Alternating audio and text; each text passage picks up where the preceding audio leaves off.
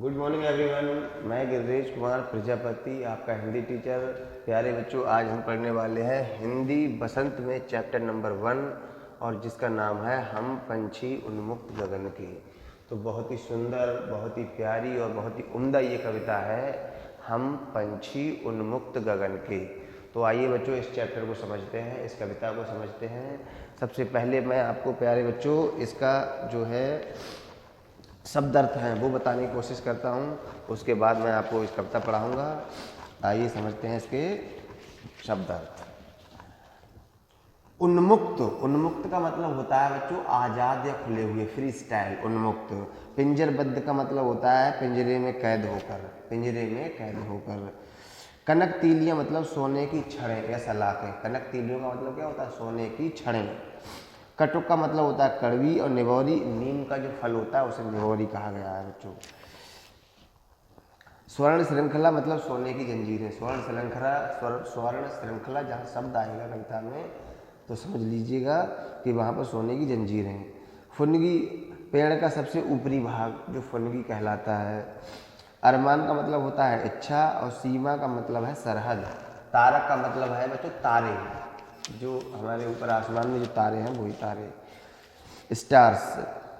सीमाहीन जिसकी कोई सीमा ना हो। सीमाहीन का मतलब है जिसका मतलब कोई अंत ना हो, फाइनल बिल्कुल।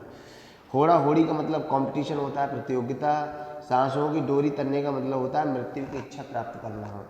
नीड़ का मतलब होता है घोंसला, और आश्रय का मतलब होता है सहारा। आकुल का मतलब होता है बेचैन। एक जगह कविता में यहाँ पर आएगा आकुल उड़ान में विघ्न न डालो। आकुल का मतलब क्या है यहाँ पर? बेचैन। तो ये शब्द अर्थ हो गए इसके। अब मैं इसका आपको अर्थ बताने की कोशिश करता हूँ। पहले इस चैप्टर का नाम है हम पंछी उन्मुक्त गगन के। पंछी मतलब पक्षी, और उन्मुक्त का मतलब होता है फ्री, फ्री स्टाइल। तो हम पंछी उन्मुक्त गगन के मतलब ऐसे पक्षी बात कर रहे हैं जो बिल्कुल कैसे हैं? बिल्कुल आकाश में उड़ने के लिए फ्री हैं, जहाँ भी जाएं वहाँ जा सकते हैं। लेकिन उन फ्री स्टाइल पक्षियों को हम लोगों ने पिंजरे में बंद कर दिया है। तो जो पक्षी हैं वो ये कहते हैं कि हमें पिंजरे में बंद मत कीजिए, हमें पिंजरे से बाहर छोड़िए, और हमें बाहर का जो दुनिया है, बाहर का जो आसमान है उसी में हमें खुशी मिलती है, और हमें आपका जो सोने का पिंजरा है इसमें खुशी नहीं मिलती है। तो कवि यहाँ पर कहना चाहता है कि हम पंछी उन्मुक्त गगन के। कवि कहता है किसके माध्यम से? पंछियों के, मतलब पक्षियों की बात कर रहा है कवि। पक्षी अपना बखान कर रहे हैं, तो कवि इसको कह रहा है, लेकिन बखान कर कौन रहा है? पक्षी। पक्षी कहते हैं यहाँ पर कवि के माध्यम से कि हम पंछी उन्मुक्त गगन के। हम पक्षी हैं जो वो कैसे हैं? उन्मुक्त का मतलब फ्री, और गगन मतलब आकाश। हम आकाश के जो फ्री स्टाइल पक्षी हैं, पिंजरबद्ध ना रह पाएंगे। पिंजरबद्ध ना रह पाएंगे, पिंजरबद्ध रह नहीं गा, पिंजरबद्ध ना गा पाएंगे। मतलब पिंजरे में बंद होकर के हम अपनी जो बोली है, जो हमारा गाना है, वो हम गा नहीं सकते हैं पिंजरे में बंद होकर के। कनक तीलियों से टकराकर। कनक मतलब होता है सोना, और तीलियां मतलब जो सोने का पिंजरा बनाया हुआ है उसको कहा गया है। तो कनक तीलियों से टकराकर पुलकित पंख टूट जाएंगे। हमारे पुलकित जो पंख है, रोमांचित जो पंख है हमारे, तो वो सोने की लड़ियों से टकरा करके टूट जाएंगे। जो आपने पिंजरे में बंद कर रखा है हमको, तो हमारे जो पंख हैं, पुलकित पंख जो है वो क्या हो जाएंगे बच्चों? टूट जाएंगे। ऐसा पक्षी कहते हैं। अगला पैराग्राफ है हम बहता जल पीने वाले। पक्षी कहते हैं कि हम जो नदियों का बहता हुआ जल है उसको पीने वाले हैं। मर जाएंगे भूखे प्यासे, और भूखे प्यासे मर जाएंगे। कहीं भली है कटुक निवौरी। कहीं भली, कटुक मतलब कड़वी, निवौरी मतलब नीम का फल। कहीं भली है कटुक निवौरी, कनक कटोरी की मैदा से। कनक मतलब सोना, और कटोरी की मैदा से मतलब सोने की जो कटोरी है उसमें आपने मैदा, आटा मतलब घोल के रखा हुआ है, आटे की या मैदा की जो गोलियां बना के रखी हुई हैं, उनसे हमें कहीं ज़्यादा पसंद है पानी का बहता हुआ, मतलब नदी का बहता हुआ जल। तो वही कह रहा है यहाँ पर पक्षी कि हम बहता जल पीने वाले मर जाएंगे भूखे प्यासे। कहीं भली है कटुक निवौरी, मतलब हमें कड़वी निवौरी भली है जो किससे? कनक कटोरी की मैदा से। कनक मतलब सोने की, और सोने की जो कटोरी है उसमें आपने आटे की या मैदा की जो गोलियां बना के रखी हुई हैं उससे ज़्यादा तो बेहतर है हमारे लिए गंगा का बहता हुआ पानी। जल, गंगा में माफ कीजिए पानी नहीं होता है, गंगा में होता है जल। ठीक। स्वर्ण श्रृंखला के बंधन में, स्वर्ण मतलब सोने की, श्रृंखला मतलब एक जाल टाइप का बना हुआ है, तो स्वर्ण श्रृंखला के बंधन में अपनी गति उड़ान सब भूले। पक्षी कहते हैं कि स्वर्ण श्रृंखला मतलब आपने जो सोने का पिंजरा बना दिया है हमारे लिए, उसमें बंद कर दिया है, तो अपनी गति उड़ान सब भूले मतलब अपने की लय सुर चाल और गति हमारी उड़ने की जो है वो हम सारी चीज़ भूल चुके हैं। बस सपनों में देख रहे हैं तरुकी फुनगी पर के झूले, और हम अपने जो मन में मतलब हम सपनों में ही देख रहे हैं कि तर मतलब पेड़, तरुक फुनगी मतलब पेड़ का सबसे ऊपरी टॉप हिस्सा, उस पर बैठ के और जो हम झूले खाते हैं, जो आनंद लेते हैं बहती हुई हवा में, तो वो सारे हम केवल कायम ख्वाब देख रहे हैं। केवल कहाँ देख रहे हैं ख्वाब? पिंजरे में कैद होकर के। तो इसलिए पक्षी कहते हैं कि हमें पिंजरे में बंद मत कीजिए। तो स्वर्ण श्रृंखला के बंधन में अपनी गति उड़ान सब भूले मतलब हम पिंजरे में बंद होकर के अपनी गति सुर चाल सारी चीज़ें भूल चुके हैं। बस सपनों में देख रहे हैं और बस ख्वाबों में देख रहे हैं हम तरुकी फुनगी पर के झूले। तर मतलब पेड़ की, फुनगी मतलब पेड़ का जो टॉप हिस्सा है उस पर बैठ करके जो झूले खाते हैं और जो गोते मारते हैं उसमें हवा में, वो सारे हमें आनंद यहाँ पर नहीं मिल पा रहा है। ऐसे थे अरमान की उड़ते, ऐसे थे अरमान की उड़ते, ऐसे थे अरमान की उड़ते नीले नभ की सीमा पाने। और यहाँ पर कवि कहते हैं कि ऐसे थे हमारे अरमान की हम उड़ते हुए नीले नभ की सीमा पाने। नीले मतलब आकाश, नभ, नभ मतलब क्या होता है? आकाश, और आकाश का रंग कैसा है? नीला है। की सीमा पाने, और हम आखिर में जो है किसकी सीमा? आकाश की सीमा पाने के लिए हम आतुर हैं। लाल किरण सी चोंच खोल, लाल किरण सी चोंच खोल का मतलब है सूर्य की जो रोशनी होती है लाल, उसके समान हमारा जो मुख है कि लाल किरण सी चोंच खोले चुंगते तारक अनार के। चुंगते मतलब चबते हुए, तारक का मतलब होता है तारे, जो स्टार है वो, तारक अनार के दाने।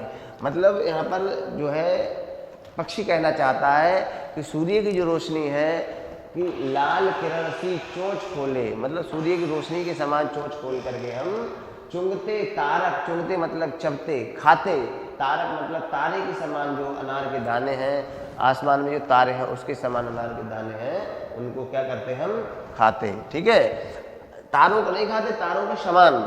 कि लाल किरण सी चोंच खोल चुंगते तारक अनार के दाने मतलब अपनी उसके अंतर आत्मा का बखान कर रहे हैं। कौन? पक्षी। अगला है पैराग्राफ, होती सीमाहीन क्षितिज थे। होती सीमाहीन, सीमाहीन क्षितिज मतलब आसमान का जो फाइनल स्टेज है, आखिर है बिल्कुल, आसमान का जो बिल्कुल आखिर है उसको कहा गया कि होती सीमाहीन। सीमाहीन मतलब इसकी कोई सीमा ही नहीं है। क्षितिज से, क्षितिज मतलब जो है यहाँ पर आसमान की जो आखिरी सीमा है उसको कहा गया है। इन पंखों की होड़ा होड़ी, इन पंखों मतलब हमारे पंखों की, होड़ा होड़ी मतलब प्रतियोगिता, मतलब हमें ऐसी जगह जाना है जहाँ पर बिल्कुल आखिर हो। ठीक, ये मतलब है इसका कि इन पंखों की होड़ा होड़ी का मतलब कॉम्पिटिशन, प्रतियोगिता। या तो क्षितिज मिलन बन जाता, और यहाँ पर कवि कहना चाहता है, मतलब माफ कीजिए यहाँ पर कौन कहना चाहता है? पक्षी कहना चाहते हैं कवि के माध्यम से कि या तो क्षितिज मिलन बन जाता, और या तो क्षितिज जो है वो आखिर है वो हमारा मिलन बन जाता, या तनती सांसों की डोरी, और या फिर हमें मृत्यु प्राप्त हो जाती। या तनती, तनती का मतलब खिंची हुई है, सांसों की डोरी मतलब हमारे प्राण निकल जाते। या तो हमें बिल्कुल फाइनल स्टेज का आनंद मिल जाता, और या फिर हमारे प्राण निकल जाते। तो या तो क्षितिज मिलन बन जाता, या तनती सांसों की डोरी। लास्ट पैराग्राफ है, नीड़ ना दो चाहे टहनी का। नीड़ का मतलब होता है आवास या घर, नीड़ ना दो चाहे टहनी का।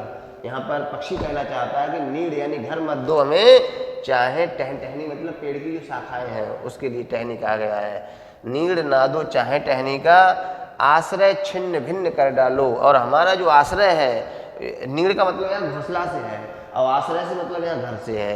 तो आश्रय छिन्न भिन्न कर डालो यानी हमारा घर जो है वो छिन्न भिन्न तोड़ मोड़ के फेंक दो।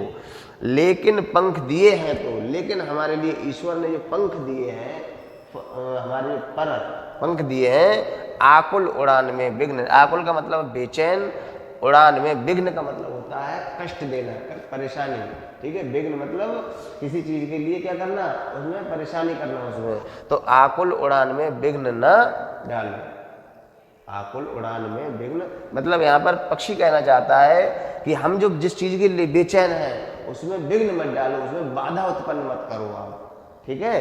तो ये रहा। और इसके जो कविता के रचयिता हैं, जो इसके राइटर हैं, शिव मंगल सिंह सुमन। कौन है बच्चों? शिव मंगल सिंह सुमन। तो आयोग ये कविता आपको बहुत अच्छे से समझ में आई होगी।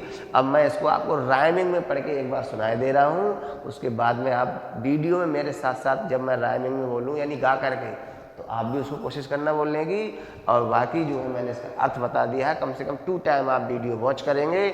और याद रहे बच्चों, एज ए टीचर होने के नाते मैं आपको संदेश देना चाहता हूँ यहाँ पर कविता में कि आप अभी जब तक ये कोरोना संक्रमण है तब तक मास्क का यूज प्लीज जरूर करें। घर से बाहर तभी निकलें जब आपके लिए बहुत ज़रूरी काम हो, अदरवाइज अपने पेरेंट्स को ही जाने दें, आपको घर से बाहर जाने की आवश्यकता नहीं है। क्योंकि कोरोना पैंडेमिक एक बहुत ही घातक और बहुत भयंकर बीमारी है। इससे हम लोगों को बचाव रखना ही सबसे फायदेमंद होगा। ज़्यादा भीड़ भाड़ भरे इलाके में ना जाएं, मार्केट हो सके तो कम से कम निकलें, ठीक है। ये मेरा संदेश था आपके लिए। आइए मैं अपनी बात पर आता हूँ। ये कविता है, हम पंछी उन्मुक्त गगन के पिंजरबद्ध न गा पाएंगे, कनक तीलियों से टकरा कर पुलकित पंख टूट जाएंगे। हम पंछी उन्मुक्त गगन के पिंजरबद्ध न गा पाएंगे, कनक तीलियों से टकरा कर पुलकित पंख टूट जाएंगे।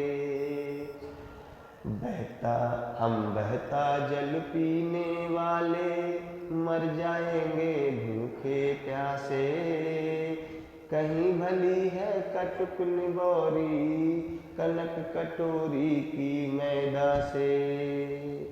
स्वर्ण श्रृंखला के बंधन में अपनी गति उड़ान सब भूले, बस सपनों में देख रहे हैं तरकी फुनगी पर के झूले। कहने का मतलब बच्चों यहाँ पर है, कवि कहता है यहाँ पर कि बस सपनों में देख रहे हैं। कौन देख रहा है सपनों में? पक्षी। तरकी फुनगी पर के झूले। जो आदमी ने पक्षी को पिंजरे में बंद कर दिया है, सोने के पिंजरे में, तो वो केवल ख्वाब देख रहे हैं पक्षी कि काश हमें इससे बाहर होते और जो पेड़ की फुनगी है, पेड़ का जो बाहरी हिस्सा है, टॉप हिस्सा है, उस पर बैठ के हवा में गोता लगाते, काश हम ऐसा कर पाते हैं। ऐसे थे अरमान के उड़ते नीले नभ की सीमा पाने, लाल किरण सी चोंच खोल चुंगते तारक अनार के दाने। होती सीमाहीन क्षितिज से इन पंखों की होड़ा होड़ी, या तो क्षितिज मिलन बन जाता या तनती सांसों की डोरी। आखिरी पैराग्राफ में यहाँ पर कवि कहता है बच्चों, नीड़ ना दो चाहे टहनी का आश्रय छिन्न भिन्न कर डालो, लेकिन पंख दिए हैं तो आकुल उड़ान में विघ्न न डालो। इस तरीके से आप इस कविता को बच्चों राइमिंग में बोल सकते हैं, गा करके बोल सकते हैं। मेरी बहुत बहुत शुभकामनाएं आपके साथ हैं। आप पढ़ते रहिए, मुस्कुराते रहिए और आपके जीवन में जो आपके मन में चल रहा हो IAS PCS वो बने आपका। Thank you very much. जय हिंद, जय भारत।